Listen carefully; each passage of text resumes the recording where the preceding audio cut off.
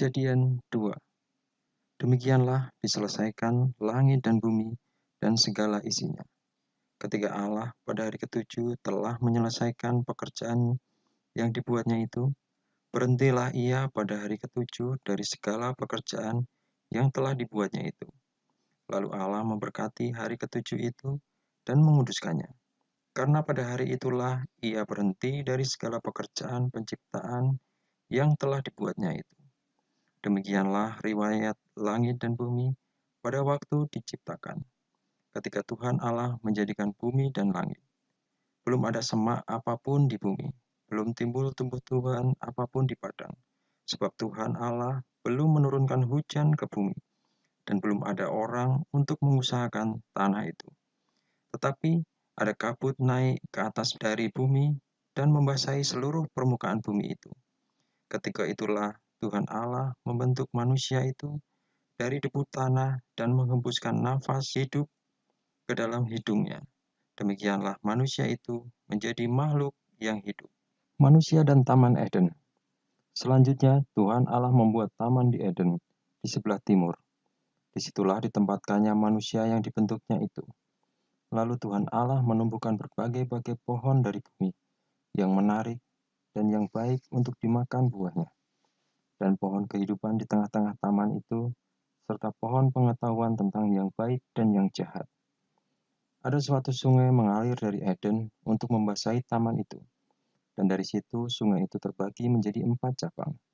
Yang pertama namanya Pison, yakni mengalir mengelilingi seluruh tanah Hawilah, tempat emas ada. Dan emas dari negeri itu baik. Di sana ada damar, bedolah, dan batu krisopras. Nama sungai yang kedua ialah Gihon, yakni yang mengalir mengelilingi seluruh tanah Kus. Nama sungai yang ketiga ialah Tigris, yakni yang mengalir di sebelah timur Asyur, dan sungai yang keempat ialah Efrat.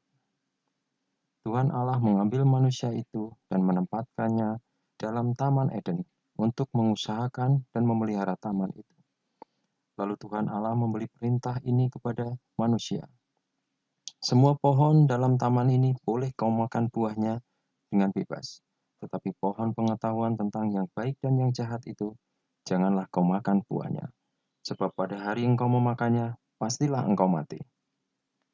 Tuhan Allah berfirman, tidak baik kalau manusia itu seorang diri saja. Aku akan menjadikan penolong baginya yang sepadan dengan dia. Lalu Tuhan Allah membentuk dari tanah segala binatang hutan dan segala burung di udara. Dibawanyalah semuanya kepada manusia itu untuk melihat bagaimana ia menamainya. Dan seperti nama yang diberikan manusia itu kepada tiap-tiap makhluk yang hidup, demikianlah nanti nama makhluk itu. Manusia itu memberi nama kepada segala ternak, kepada burung-burung di udara, dan kepada segala binatang hutan. Tetapi baginya sendiri ia tidak menjumpai penolong yang sepadan dengan dia. Lalu Tuhan Allah membuat manusia itu tidur nyenyak. Ketika ia tidur, Tuhan Allah mengambil salah satu rusuk daripadanya, lalu menutup tempat itu dengan daging. Dan dari rusuk yang diambil Tuhan Allah dari manusia itu, dibangunnyalah seorang perempuan. Lalu dibawanya kepada manusia itu. Dan berkatalah manusia itu, inilah dia, tulang dari tulangku dan daging dari dagingku. Ia akan dinamai perempuan, sebab ia diambil dari laki-laki. Sebab itu, seorang laki-laki akan meninggalkan ayahnya dan ibunya dan bersatu dengan istrinya, sehingga keduanya menjadi satu daging. Mereka keduanya telanjang, manusia dan istrinya itu, tetapi mereka tidak merasa malu.